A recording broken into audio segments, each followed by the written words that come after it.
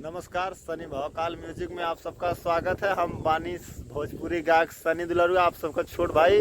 तो हमें आशा न पूर्ण विश्वास बा कि आप सब सनी भौकाल म्यूजिक चैनल को प्यार दुलार आशीर्वाद बहुत ज़्यादा दे रहल बानी।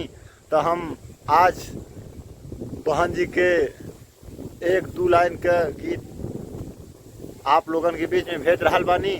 सुनी जा, आप लोगन प्यार दुलार आशीर्वाद दी, चैनल को सब्सक्राइब करें, कमेंट में जरूर बताएं कैसन लगल। अब की बारी बसपा सरकार सगरोई है सुनाते बा। अब की बारी बसपा सरकार सगरोई है सुनाते बा।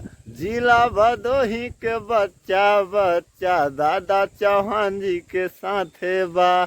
जिला भदोही के बच्चा बच्चा दादा चौहान जी के साथ है बा।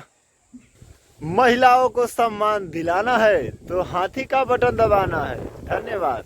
अगर अच्छा लगा सनी भौकाल म्यूजिक में कमेंट में जरूर बताएं आप सभी।